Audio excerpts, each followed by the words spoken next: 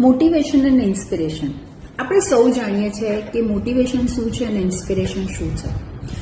કદાચ આપણે મોટિવેશન અને ઇન્સ્પિરેશનને બહારથી ઘણી બધી વખત શોધવાનો પ્રયત્ન કરીએ છીએ. એવી ઘણી પ્રેરણાત્મક વાતો છે, એવી ઘણી પ્રેરણાત્મક ઇન્ફોર્મેશન છે કે જેને આપણે સાંભળવાથી પ્રેરણા મળે છે, મોટિવેશન ફિલિંગ આવે છે અને આપણે એમ થાય છે કે હું જીવનમાં કંઈ પણ કરી શકું છું.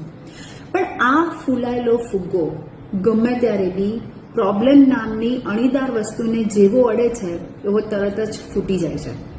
વસ્તુ સાચી છે ને?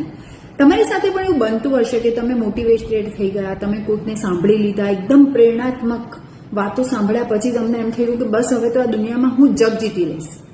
પણ જેવી એક નાની અમથી ચેલેન્જ આવે છે, જેવી નાની અમથી એક પ્રોબ્લેમ આવે છે અને આપણો ફુગ્ગો પાછો જમીન પર બેસી જાય છે. તો મિત્રો, મોટિવેશન અને પ્રેરણાને બહાર ના શોધો. મોટિવેશન અને ઇન્સ્પિરેશનને ડિસિપ્લિનથી ડેવલપ કરો.